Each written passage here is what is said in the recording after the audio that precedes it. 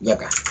Ya, chiquillos, entonces, para comenzar, vemos en pantalla entonces la clase que es de hipoglicemiantes, donde vamos a estar hablando de los medicamentos que están encargados de poder generar la disminución de la glucosa en sangre.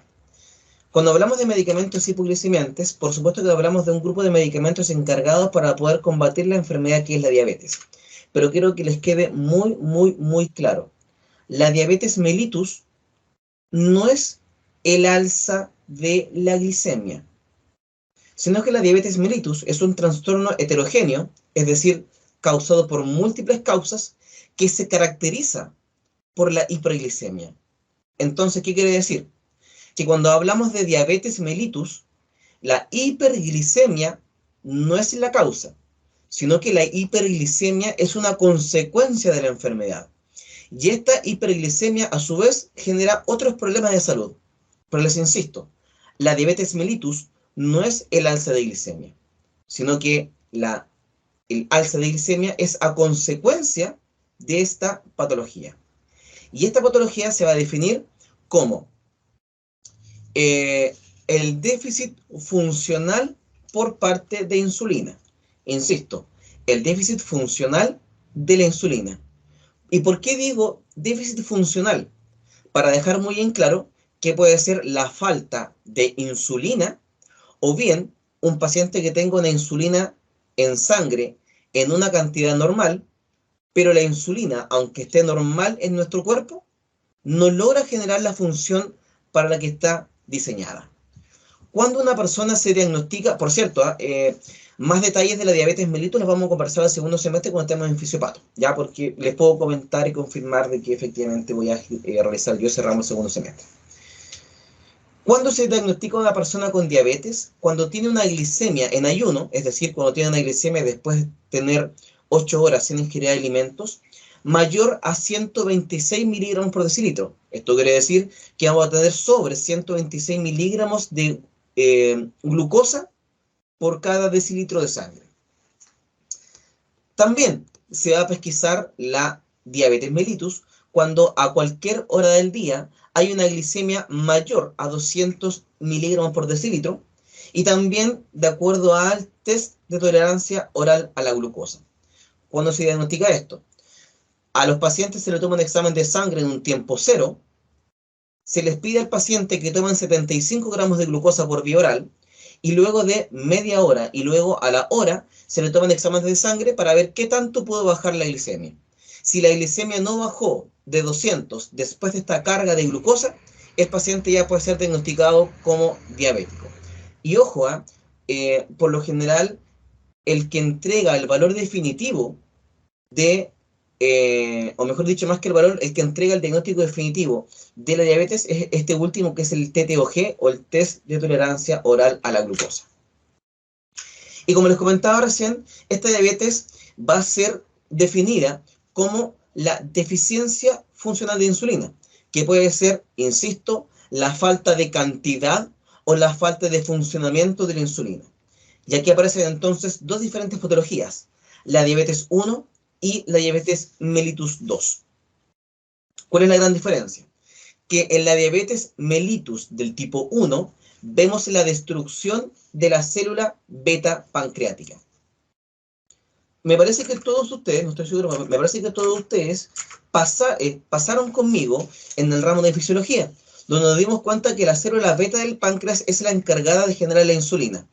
¿Por qué es importante la insulina? Porque la insulina es la hormona que abre las puertas de la célula para que la glucosa ingrese a la célula. ¿Qué ocurre acá? En la diabetes mellitus del tipo 1, la célula beta del páncreas se destruye. Y como la célula beta del páncreas no está, este páncreas genera menos insulina. Como genera menos insulina, yo abro menos las puertas de las células, por lo tanto, hay una baja cantidad de glucosa que entra a la célula. La gran mayoría de la glucosa se me queda afuera de la célula, es decir, se queda en la sangre. Por lo tanto, el paciente tiene hiperglicemia. Y si ustedes se dan cuenta entonces, la diabetes 1 no es que tenga la glicemia alta, sino que la diabetes 1 es que la célula beta del páncreas deja de generar insulina y como tengo poca insulina, la glucosa no puede entrar a la célula, se me queda en la sangre causando la hiperglicemia. Si ustedes se dan cuenta, entonces vemos que la hiperglicemia es una característica, es una consecuencia, es un síntoma, pero no la causa de la enfermedad. Y por otra parte también está la diabetes 2, donde vamos a ver que en la diabetes 2 tengo pérdida de la sensibilidad de insulina por parte del tejido blanco. Recuerden que la célula muscular es la que principalmente utiliza insulina para poder abrir sus puertas para permitir el ingreso de glucosa. ¿Qué ocurre acá? En algunas ocasiones, el páncreas genera una cantidad normal de insulina. Y esta insulina es una insulina que está de una forma o composición normal. ¿Cuál es el problema? La célula muscular deja de reconocer de manera adecuada a la insulina. Y como la célula deja de reconocer de manera adecuada a la insulina, entonces, ¿qué ocurre? No tengo un buen acoplamiento de la célula o el receptor con la insulina y la puerta no se abre. Entonces, si ustedes se dan cuenta, aquí tengo que hay insulina, pero la unión insulina con receptor no es compatible, la puerta no se abre, y al no abrirse la puerta, la glucosa no puede entrar a la célula y queda entonces confinada a la sangre, causando hiperglicemia. ¿Por qué esta parte es importante de poder reconocer de manera clara y diferenciar entre la diabetes 1 y la diabetes 2? Porque por cierto que estoy haciendo una revisión solamente general, nada que sea muy específico. Porque nos vamos a dar cuenta que la insulina en forma de tratamiento medicamentoso es solamente para la diabetes 1. Obvio, porque en la diabetes 1 me falta insulina, así que el paciente le pongo de manera externa insulina. Al paciente con diabetes 2, a ese paciente no le falta insulina. A ese paciente lo que le falta es que logremos acoplar de mejor manera la insulina que está con su receptor. Por lo tanto, los medicamentos que voy a dar van a ser para que la insulina se pueda conjugar de mejor manera con su receptor. Por eso es que vamos a ver hoy día dos grandes formas de manejar esta enfermedad. La insulina, principalmente para el paciente con diabetes 1, y el medicamento por vía oral, principalmente para el paciente con diabetes del tipo 2. Hasta acá, chiquillos. Consultas, preguntas o dudas que puedan tener. También bienvenida a la Vale, que veo que se viene conectando. ¿Consulta o pregunta hasta ahora? No, profe. Ya, va. No era mi parte.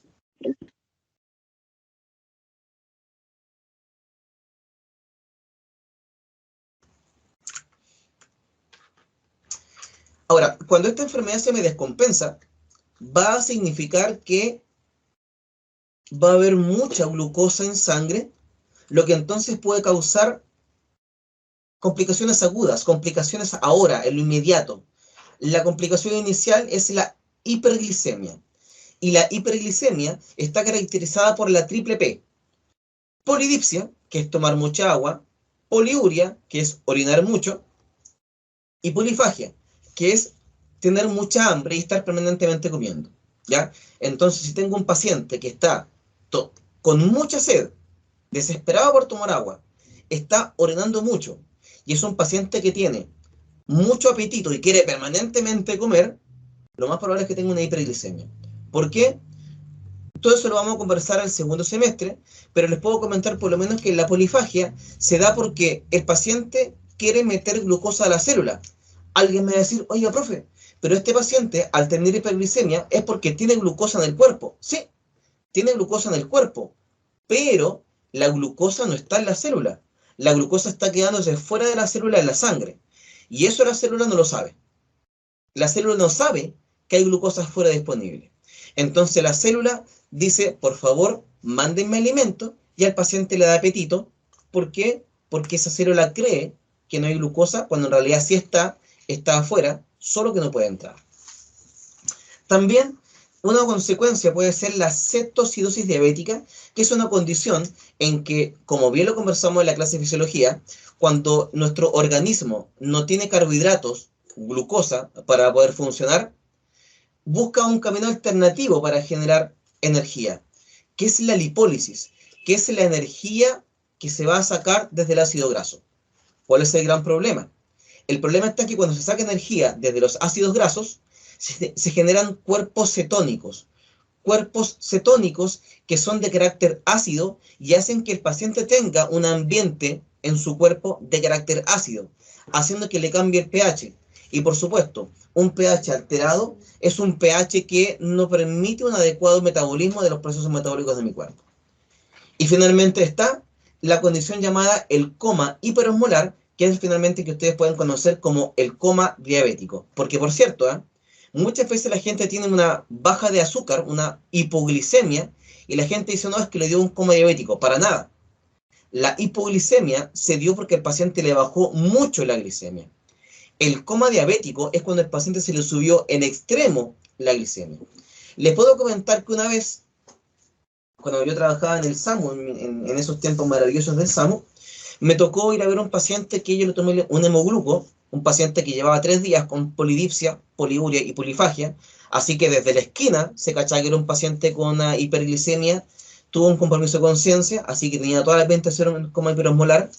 Le tomamos un hemogluco con la maquinita y arrojaba HI, que es high, ¿ya? H-I-G-H, o alto en inglés. Y eso significa que tenía una glicemia mayor a 500, tan alta que este equipo no la pudo detectar. El paciente quedó hospitalizado y quedamos con la duda de, oye, ¿y este paciente cuánto habrá tenido de verdad de glicemia? Y el paciente, escuchen bien, tenía 1740 y tantas miligramos de glucosa por decilitro. El paciente tenía más de 15 veces lo que su cuerpo necesitaba de glicemia. ¿Todo por qué? Porque era un paciente que era diabético y no se cuidaba. También en el caso de la diabetes mellitus nos vamos a dar cuenta que tiene complicaciones que son a largo plazo. Por ejemplo, complicaciones que generan dificultad para ver, dificultad para que el riñón funcione, los nervios se comienzan a desensibilizar, así que el paciente se hace herida en los pies y no se da cuenta que tiene heridas, se generan taquicardia, disfunción eréctil, se favorece el endurecimiento de las arterias, el paciente se pone hipertenso, el paciente también tiene menor funcionamiento del sistema inmune, así que los glóbulos blancos van más lentos, y si sumamos un glóbulo blanco lento, una mala cicatrización y una herida que no me di cuenta que tengo en los pies, que se mantiene por mucho tiempo y se me infecta, tengo entonces el pie diabético. ¿Cómo solucionamos todo esto? A través de medicamentos. Y vamos a dividirlos en 2 grandes grupos de medicamentos. Los medicamentos que son la insulina y también los medicamentos que son los fármacos hipoglicemiantes orales. Y partamos obviamente por el que es inyectable. Partamos por las insulinas. Solamente para cachar si es que han venido pescando lo que estoy hablando. La insulina está por lo general utilizada más en diabetes 1 o diabetes 2, ¿y por qué? En la Diabetes tipo 2. En la 1. ¿Por qué en la 1, Noelia? Porque son pacientes que requieren de insulina. Exactamente, porque recordemos que en la diabetes 1 el páncreas se destruye, así que el páncreas deja de generar insulina. Por tanto, a este paciente le hace falta que yo le entregue insulina. Entonces, primera cosa, la insulina se va a utilizar predominantemente en pacientes con diabetes 1. ¿Se puede utilizar en pacientes con diabetes 2? Sí, pero son casos muy escasos, son casos muy puntuales, cuando el medicamento oral por sí solo no funciona. Pero lo más habitual es que la insulina quede solamente para el paciente con diabetes 1. Las insulinas las podemos dividir en 2 tipos. La podemos dividir según su tiempo de acción o según su elaboración. La elaboración puede ser una elaboración humana o análoga o por laboratorio, pero a mí me gusta más dividirla en los tiempos de acción, porque eso es lo que les compete a los enfermeros. A nosotros como enfermeros nos compete saber que cada insulina, cuánto se demora en hacer efecto, cuánto alcanza su máximo efecto y cuánto se demora para que deje hacer efecto. Por eso entonces que vamos a tomar la clasificación de tiempo de acción. Y hay 4 tipos.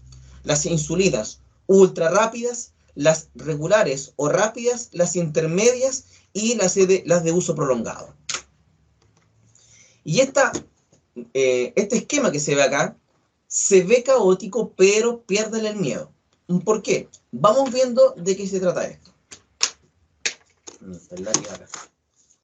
Tenemos, por ejemplo, las insulinas del tipo ultra rápida. Y aquí, por si acaso, salen solamente los nombres comerciales más habituales.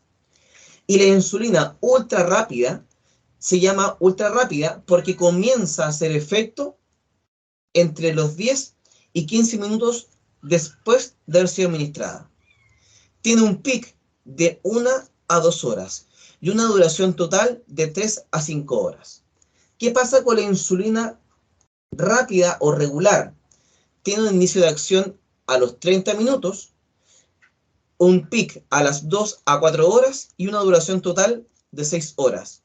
Lo mismo con la intermedia, inicio, pic y duración, y las prolongadas también lo mismo, inicio, pic y duración. Ojo, si ustedes se dan cuenta, las insulinas prolongadas aquí dicen que no tienen pic, y eso es maravillosamente bueno. ¿Por qué? Cuando no tienen un pic de funcionamiento, son más estables en sangre, y por lo tanto el paciente tiene menor riesgo de cursar con una hipoglicemia. Se lo explico de la siguiente manera.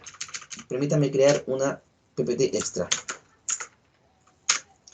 Cuando yo inyecto una insulina, la cantidad de insulina en sangre hace esto. Sube y después baja. Significa entonces que en este momento yo tengo el máximo funcionamiento de la insulina. Y de hecho, en el cuerpo del paciente va a haber tanta insulina que puede que tome toda la glucosa y la meta a la célula muscular, toda, o por lo menos la gran mayoría, haciendo que me quede muy poca glicemia en la sangre y por lo tanto al cerebro le llegaría menos glucosa causando una hipoglicemia. Por lo tanto, si ustedes se dan cuenta, a mayor cantidad de insulina en sangre, mayor el riesgo de que tenga una baja de azúcar. Porque por supuesto, como la insulina tiene la función de meter la glucosa a la célula, si yo tengo mucha insulina, voy a meter mucha glucosa a la célula, dejando poca glucosa en sangre, poco suministro de glucosa al cerebro, y el cerebro se me apaga, causando la hipoglicemia. Si ustedes se dan cuenta recién, las insulinas prolongadas, aquí dice, no tienen pic. Significa que uno las administra y están siempre en sangre de manera estable. Y por supuesto, si están de manera estable, tengo una cantidad también de glicemia estable, haciendo entonces que el riesgo de hipoglicemia existe igual, pero sea por supuesto mucho menor. Hasta acá, chiquillos, ¿se entiende lo que estamos conversando? Sí, profe. Vale. Lo que estamos mostrando en pantalla, por cierto, no es más que un resumen de la anterior. De las insulinas ultra rápidas está la insulina Aspart, la glulicina y la Lispro, y todas las ultra rápidas tienen los mismos tiempos de acción. Consulta, chiquillos, ¿por qué sería importante que yo como enfermero o enfermera me sepa a lo menos el inicio de acción y la duración total? ¿Por qué sería importante que esto lo sepamos, muchachos?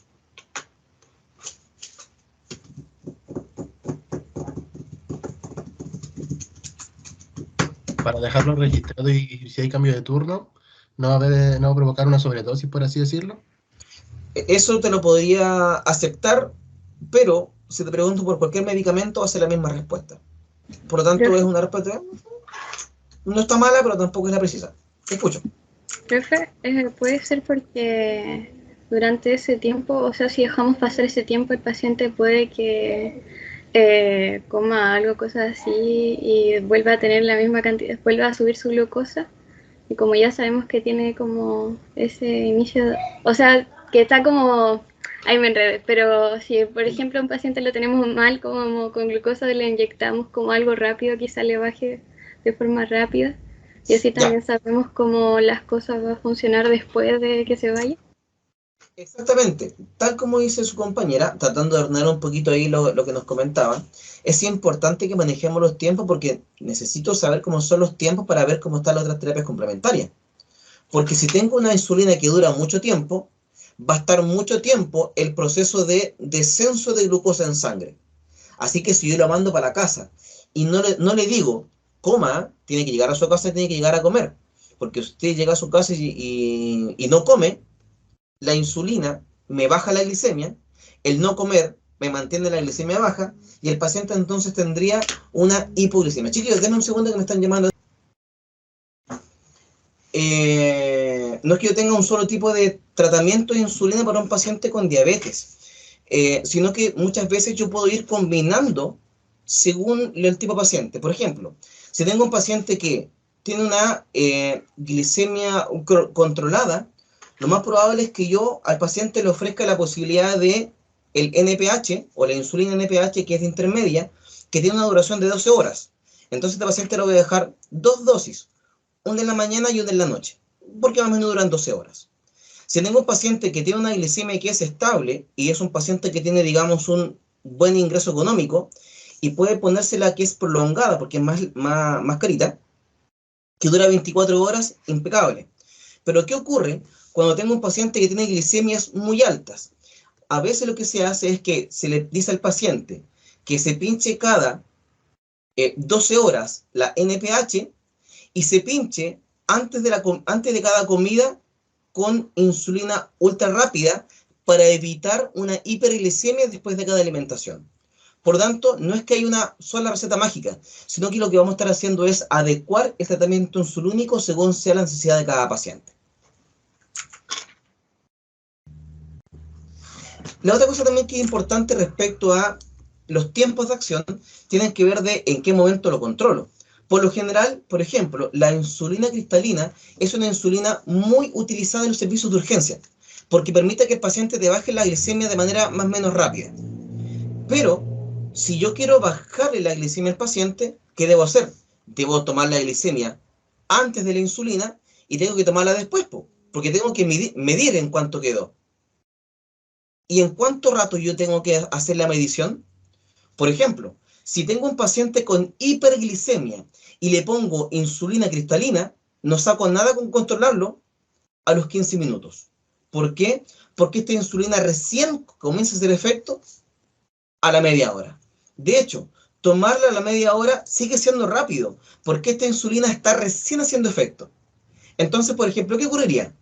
El médico me dice, Gonza, por favor, administra 15 unidades de cristalina.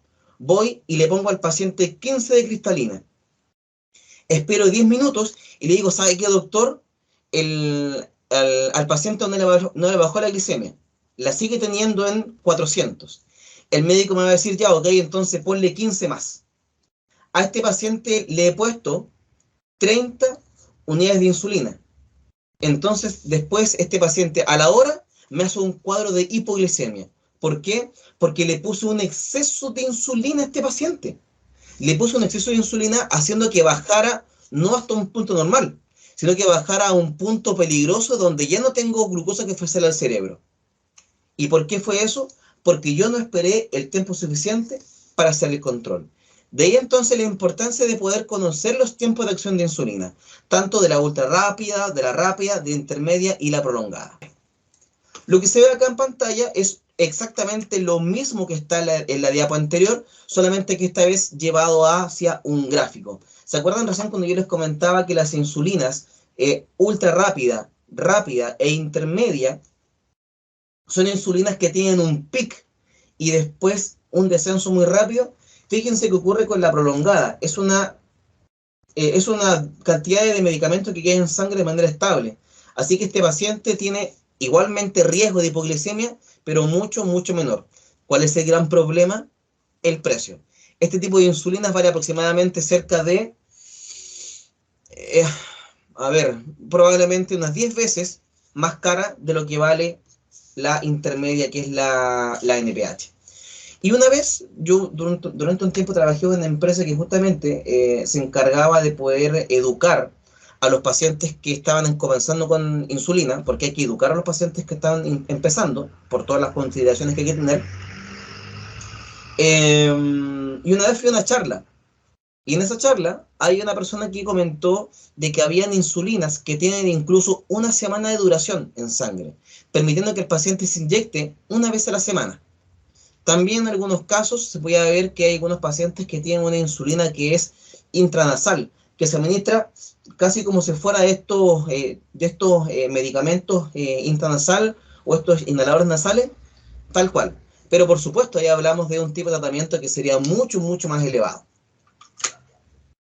Y aquí tenemos un cuadrito que lo que hace es dividir los tipos de insulina según los tiempos de acción y sus tiempos más específicos. Aquí me voy a pegar la sobra, este es un cuadrito que diseñé yo, que con la misma palabra insulin, que es insulina en inglés, permite entonces dejar la mnemotecnia de cómo se clasifican estas insulinas. Para aquellos que, por ejemplo, que alguna vez vayan en sus vidas a alguna práctica clínica de pregrado, o al hospital simulado, o a la actividad que ustedes tengan, este cuadrito les va a servir, pero caleta. Así que partamos. Vamos primero a hablar acerca de las insulinas ultra rápidas. La insulina ultra rápida, recuerden que es aquella que tiene un inicio entre los 5 y 15 minutos, un pic de 1 a 2 horas y una duración total de 3 a 5 horas. Se utiliza en pacientes con diabetes mellitus 1, en aquel paciente que le falta las células beta del páncreas. Pero lo más habitual es que lo pueda combinar con insulinas intermedias o insulinas prolongadas, tal como les comentaba recién. Porque por lo general la insulina ultra rápida sirve solamente para evitar que el paciente tenga un pic de glicemia junto con la alimentación. Por supuesto que un paciente que tiene una hipoglicemia, una baja de azúcar en sangre, este medicamento no lo podemos dar. ¿Por qué? Porque si le doy un medicamento que mete la glucosa a la célula en un paciente que ya tiene poca glucosa en sangre, voy a hacer que no me quede nada de glucosa recorriendo la sangre, no llegaría glucosa al cerebro y el cerebro entonces dejaría de funcionar por falta de energía. Recuerden que información que se supone que ustedes tienen que manejar en consideración, que parece que casi todos están conmigo en fisiología, que el cerebro no requiere de insulina. Recuerden que el cerebro, la glucosa pasa de manera directa. Este es un medicamento que viene en frasco o ampolla de 1000 unidades por cada 10 ml y se pasa siempre vía subcutánea de manera directa. Y aquí, por supuesto, un ejercicio de cálculo de dosis para entonces tener en consideración para que lo puedan hacer. Este es un videito que aquí muestra un tipo de dispositivo especial que permite la administración de la insulina. La insulina ustedes tienen dos posibilidades de administrarla: en jeringa, en unas jeringas bien delgaditas que se conocen como tuberculinas. ¿Cuál es el problema? Significa entonces que por cada dosis es una jeringa distinta. Lo que entonces también significa todo el gasto importante, y yo que soy de conciencia de planeta verde y full ecología y full reutilización, se genera una cantidad de plástico, pero gigante, gigante, gigante, si estoy utilizando 2 jeringas por día. Si ustedes se dan cuenta, este es un dispositivo donde se va a conectar directamente la aguja hacia un lápiz. Eso permite entonces que no me hace falta meter la insulina desde el frasco a la jeringa para inyectar al paciente. Lo que se está haciendo acá es literalmente conectando una aguja directamente al frasco de medicamento para que el medicamento pase desde el frasco al paciente y me olvido del uso de la jeringa. Y ustedes ven que tiene ahí una ruedita, una forma especial de preparación, justamente porque esto va a permitir una administración más cómoda y más amigable para el paciente. El paciente, por ejemplo, que tiene la insulina en un frasco y anda con jeringa, tiene que andar con el frasco, que tiene que estar refrigerado, y también una jeringa y también una aguja. Aquí esto se ahorra porque la misma jeringa es el frasco. El pequeño detalle está, que no es tan pequeño, es el precio de este tipo de equipo, porque por supuesto es un valor que es mucho más caro, donde lo más habitual es que los pacientes de servicio público no tengan acceso a ello. Pero por lo menos yo tengo la certeza que en la Municipalidad de Coquimbo, en los CESFAM de Coquimbo, algunos pacientes reciben este tipo de dispositivos de lápices, lo que entonces lo hace mucho más amigable. ¿Por qué le hago esta observación? Porque tengo que pensar que si una persona tiene 35 años y se le diagnostica diabetes 1 a los 35 años, es un paciente que, si se muere a los 90, va a estar durante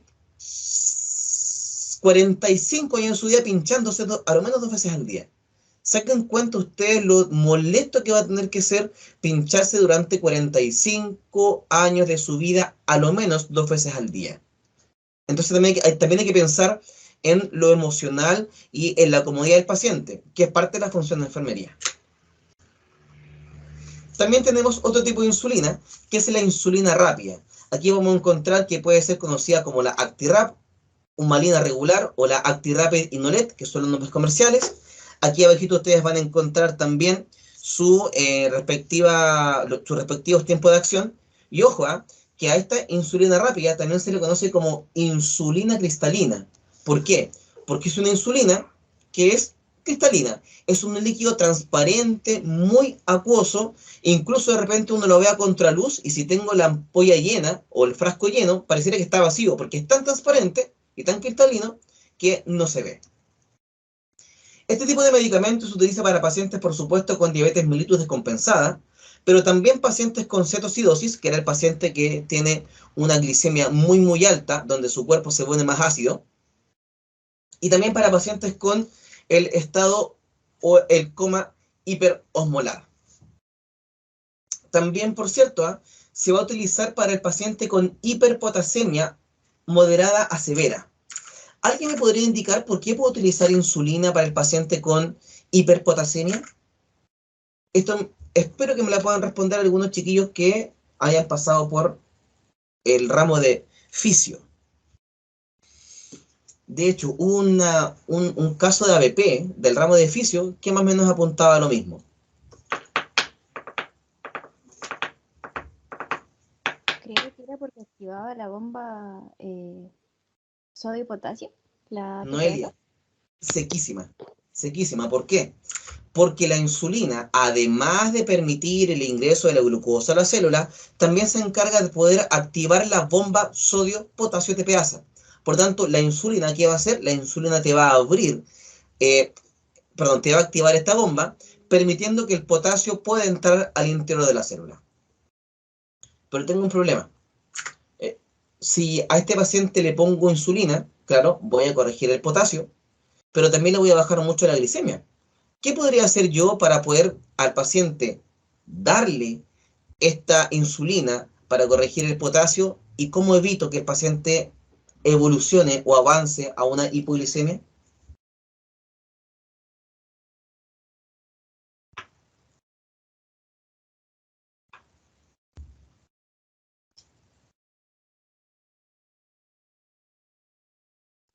Podría, no estoy segura, el suero glucosado, Súper bien, pero no estoy segura. Ay, ya. súper bien. Porque mientras la glicemia me va a permitir la activación de la bomba sodio-potasio TPasa, haciendo que el potasio entre, claro, me va a bajar la glicemia. Así que si el paciente le va a bajar la glicemia, oye, pongámosle glucosa a través de suero glucosado. Si ustedes alguna vez ven un paciente que está con una bomba de insulina con la glicemia normal, es porque el paciente lo más probable es que tenga una hiperpotasemia. Aquí también ustedes van a ver cómo está su respectiva forma de administración. Ojo que la insulina cristalina se puede pasar por vía subcutánea, pero es la única que también se puede pasar por vía endovenosa, ¿ya? Así que también, insisto, es la única insulina que se puede pasar por vía endovenosa, y ahí, por supuesto, se hace un ejercicio de cálculo de dosis. Aquí, ojo, que se entrega un esquema de tal glicemia, tal cantidad de insulina. Así que aquí el ejercicio es, tengo un paciente con este nivel de glicemia, ¿cuánto insulina uso? 2,17, así que tendría que tomar este margen, así que el paciente requiere de esa cantidad de insulina. Y también después se hace ahí un ejercicio de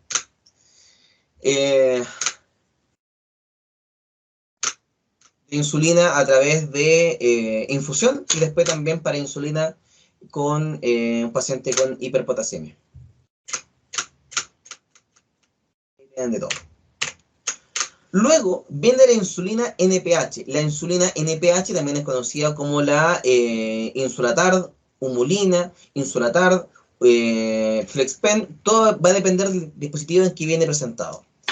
Este tipo de medicamento es la insulina intermedia, que tiene acá sus respectivos tiempos de acción y también acá vamos a encontrar su dosificación según corresponda.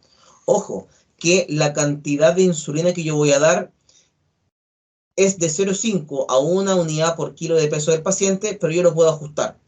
Si me doy cuenta que al paciente le puse insulina y la insulina que le puse no logra bajar la glicemia, yo voy a aumentar un poco la dosis. Ahora, si a este paciente le puse cierta dosis de insulina programada y el paciente me hizo una hipoglicemia, yo voy a decir, ups, parece que me pasé de dosis, por lo tanto voy a darle menos dosis a ese paciente. También ustedes pueden ver en pantalla que esta insulina NPH es una insulina que viene en frasco de 1000 unidades en 10 ml y no requiere ningún tipo de preparación y también por supuesto hay su respectivo ejercicio de cálculo de dosis. Una cosita importante, ¿eh? Este medicamento que es la NPH tiene una duración, como les comentaba, de 12 horas. Se da cada 12 horas cuando el paciente le dicen ya, póngase tal cantidad de insulina en la mañana y otra en la noche. El tema está en que se tiene que, del total de dosis que le voy a dar al paciente, el 70% se da en la mañana y solamente el 30% se da en la noche. ¿Alguien me pudiera indicar por qué tenemos que dar una mayor cantidad de insulina que en la mañana que en la noche?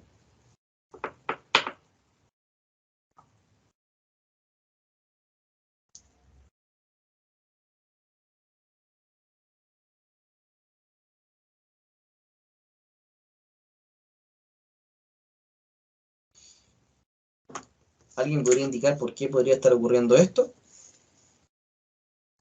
¿No es porque la glucosa sube en las mañanas, profe? Que tiene que ver con varias cosas. Primero, recordemos que en las mañanas se libera cortisol, lo vimos en la clase de endocrino, y este cortisol genera el aumento de la glicemia.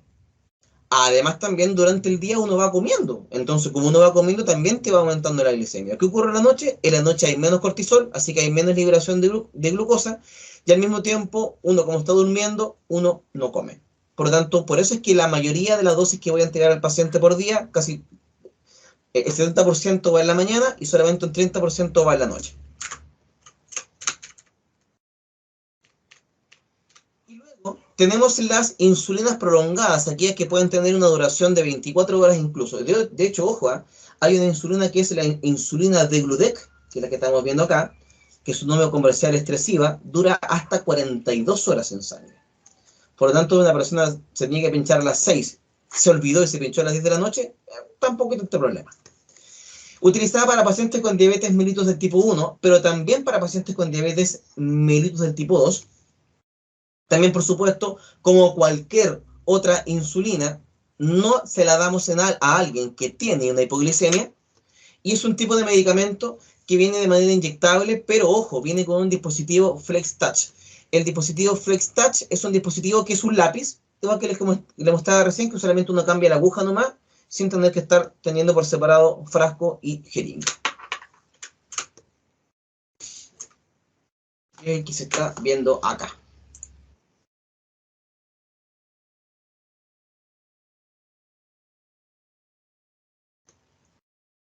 Ese es uno, que ese es el FlexTouch descartable, donde uno el lápiz lo vacía. Y cuando el lápiz uno lo vacía, después se elimina. Pero también hay otro tipo de lápiz, que es el que está acá, donde uno lo que hace es que, déjenme buscar por ahí, ¿dónde está? Está por acá, está por acá, está por acá, está por acá, está por acá. Donde uno va reemplazando y uno deja el frasco del medicamento dentro del lápiz de manera permanente, cosa que después, cuando se acabe el frasco del medicamento, uno abre el lápiz, uno bota el frasco y lo reemplaza por un frasco nuevo que va a quedar siempre dentro del lápiz. El único detalle es que este lapicito vale aproximadamente entre 60 y 100 mil pesos. Por eso es que no es muy habitual que lo podamos ver, porque responde a cierto tipo de pacientes con cierto nivel de recursos y de ingresos, pero por lo menos para que ustedes sepan que existe. Este se llama el tipo Penfield, porque justamente este tipo de frasco se llama Penfield. Y el resto del tema de la aguja es igual que el que ya hemos conversado. Pero lo más habitual es que nosotros hagamos la administración de este medicamento a través de jeringas. Y esa jeringa se llama jeringa de tuberculina. La tuberculina es la jeringa que es de 1 ml. Y 1 ml corresponde a 100 unidades. Y esto es importante, porque si me dicen, Gonzalo, hay que administrar 3 unidades de insulina, yo tengo que dejar acá en el 3, no en el 30, porque aquí me está mostrando la cantidad de unidades. Ojo, también hay que tener mucho cuidado, porque en algunos casos estas jeringas tienen una doble graduación. Por un lado, me muestra las unidades internacionales, y al otro lado me muestra los ml. Entonces no voy a hacer cosa que ustedes digan, ah, son 3 unidades, entonces son 0,3 ml. Y eso no correspondería. ¿Por qué? Porque los 0,3 ml son 30 unidades. Y si el paciente requiere de 3, le pondría 10 veces lo que requeriría, y ese paciente sí o sí se va de una hipoglicemia. ¿Se entiende, chiquillos?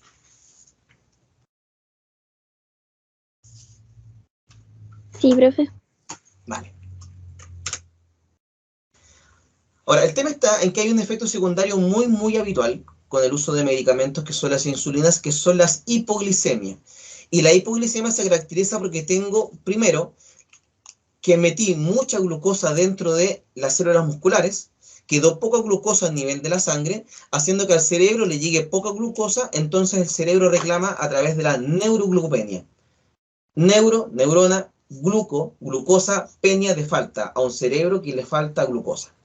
Y ese cerebro que le falta glucosa, ¿cómo se pone? Se pone ansioso, visión borrosa, fatigado, irritabilidad, dolor de cabeza, incluso desorientación o hasta agresividad. Y además también mi cuerpo detecta que hay peligro.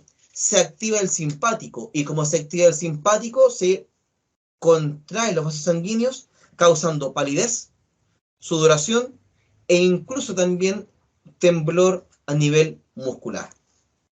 ¿Cómo se maneja la hipoglicemia? Depende. Si el paciente está despierto y puede tragar y puede seguir indicaciones, si al paciente le falta glucosa, mami, le ponemos glucosa.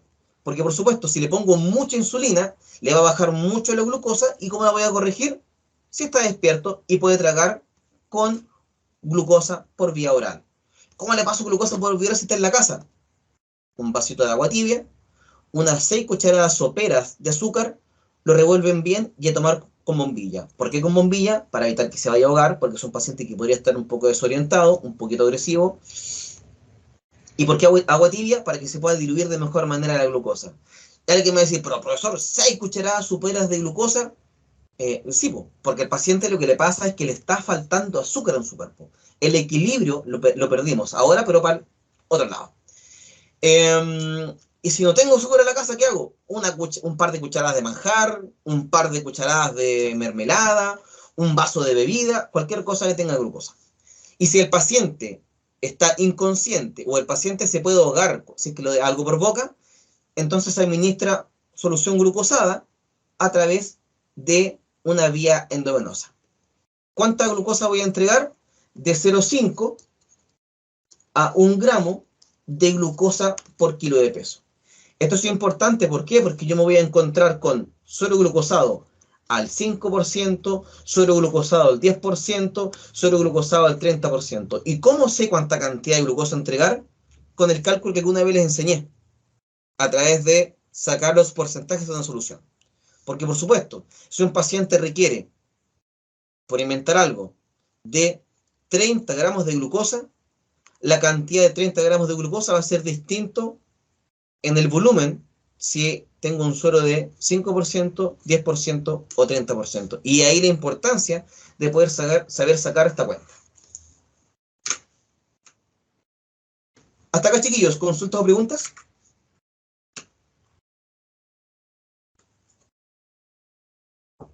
No, de mi parte, profe.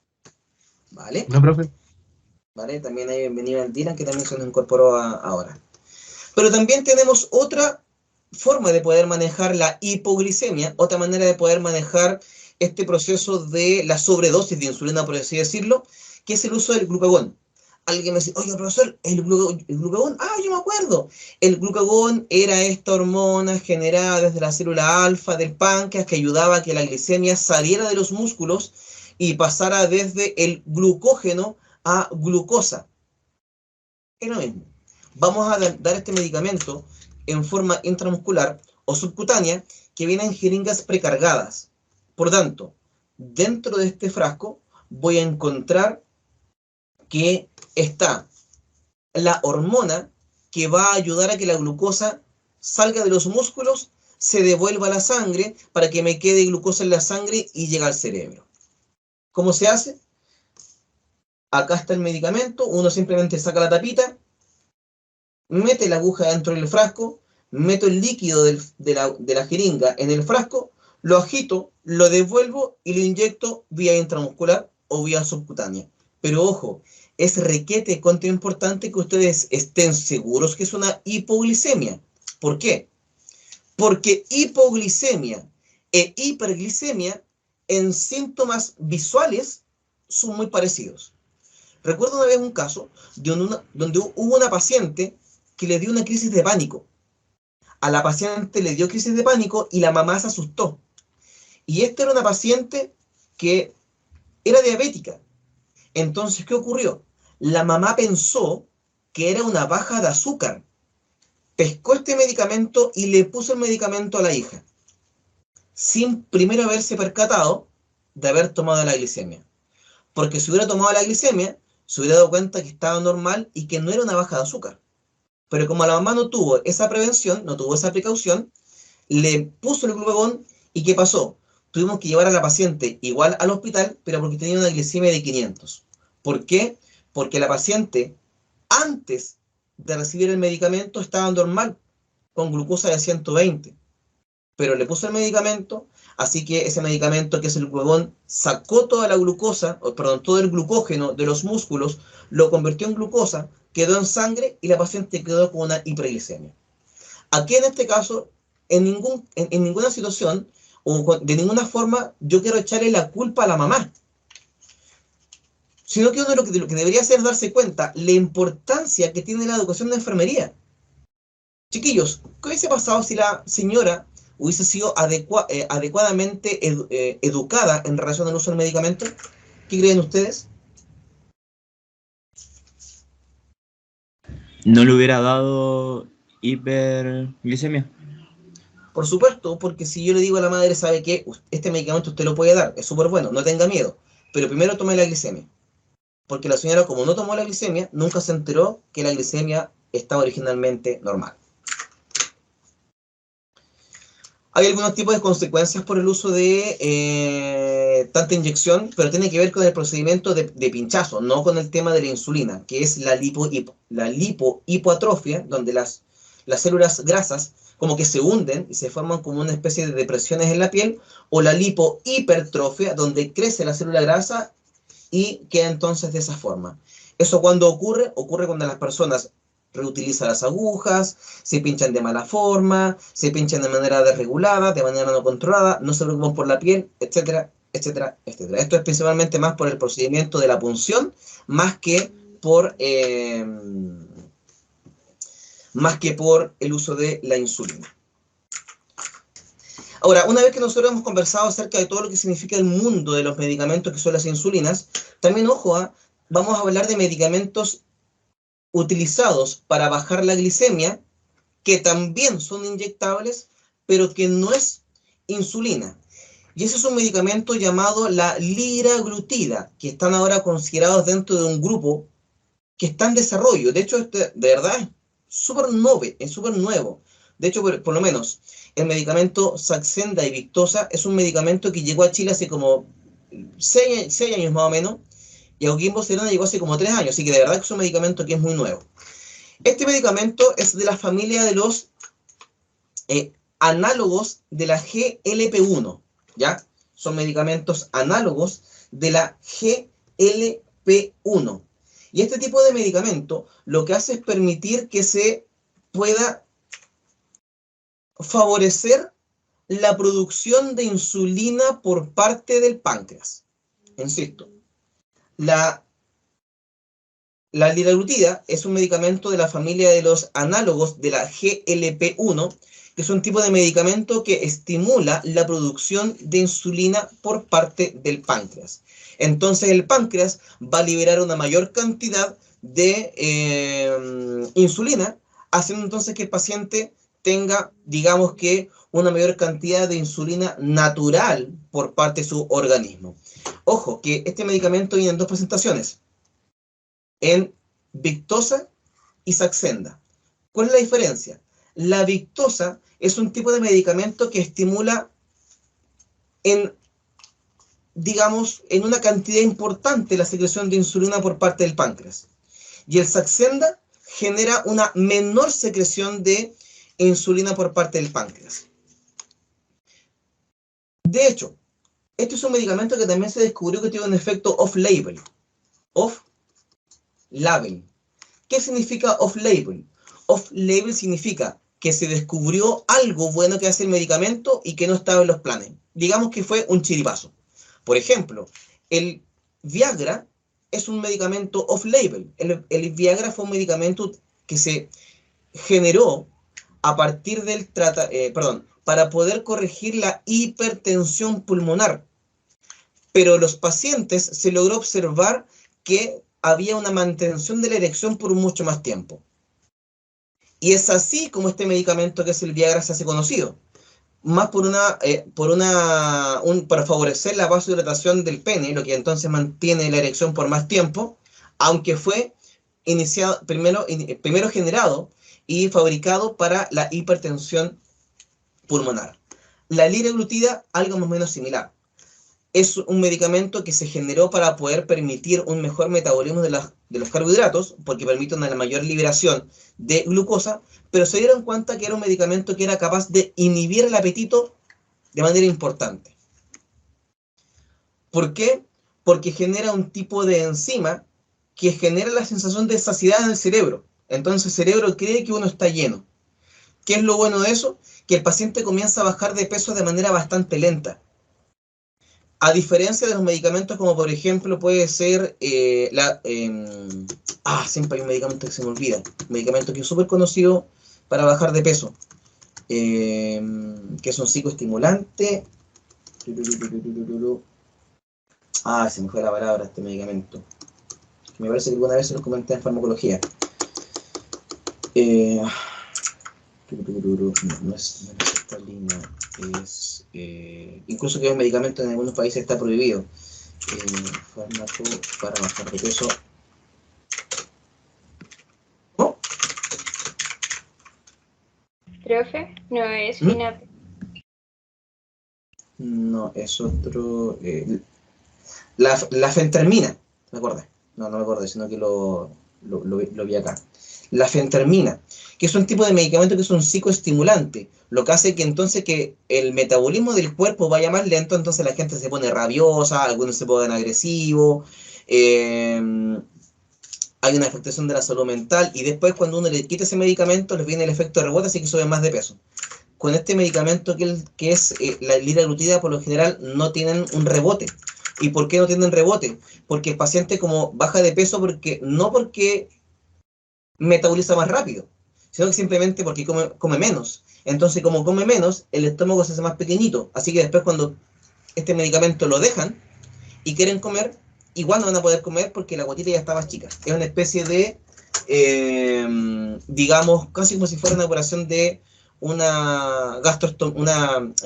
bypass, un gástrico, pero sin la necesidad de entrar a pabellón. Hasta acá, chiquillos, consultas, preguntas, dudas que puedan tener con lo que estamos conversando. No, profe. ¿Vale? Y también tenemos los medicamentos que son los fármacos antidiabéticos orales.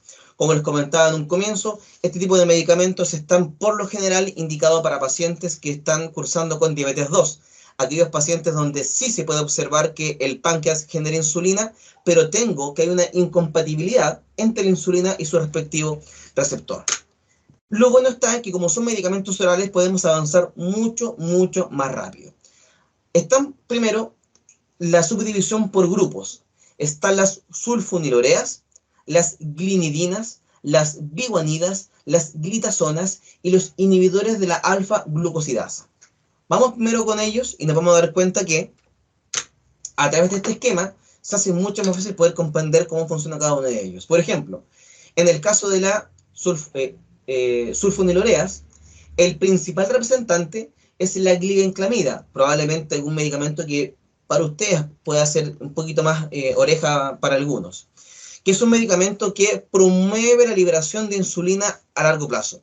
Entonces estimula a que el páncreas me genere más insulina, porque por supuesto, a mayor cantidad de insulina, mayor va a ser la posibilidad de que pueda ser compatible con el receptor. La glibenclamida es un medicamento que se conoce como el hipoglucin, el glucovans o el glucaut, y se utiliza principalmente para pacientes con diabetes 2 y es un medicamento por vía oral. Ojo, que este es un medicamento que me puede causar hipoglicemias. ¿Por qué?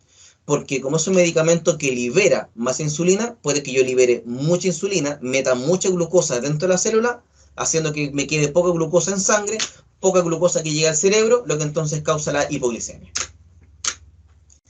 Tengo también otro medicamento que es de la familia de las glinidinas. El principal representante es la ripaglinida, donde es un medicamento que también estimula la secreción de insulina. También medicamento que viene por vía oral. También tenemos otro medicamento que son las biguanidas, donde el principal representante es la metformina, que es un tipo de medicamento que es un fármaco sensibilizador, es decir, permite que el receptor de insulina ubicado en el músculo esquelético pueda recibir de mejor manera la insulina. Por lo tanto, el receptor sabe leer de mejor manera la insulina, permitiendo que el canal se abra más fácilmente, haciendo que la glucosa pueda entrar a la célula y así entonces disminuimos la cantidad de glucosa disponible en la sangre. Efecto secundario de este medicamento: es bastante habitual que este medicamento genere como efecto secundario náuseas, vómitos y diarreas, sobre todo en los primeros 3 a 4 días que se está administrando el medicamento. Así que es bastante habitual que esto pueda ocurrir.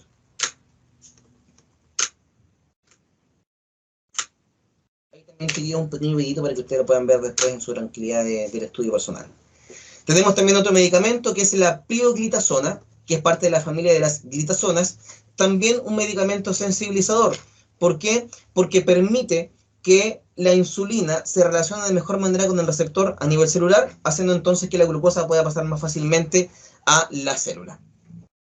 Y luego tenemos los inhibidores de la alfa-glucosidasa, que es un tipo de medicamento que permite que se bloquee la degradación del carbohidrato. Es decir, es un medicamento que hace que el carbohidrato se quede como carbohidrato y no se degrada a glucosa, haciendo que haya menos glucosa a nivel de la sangre.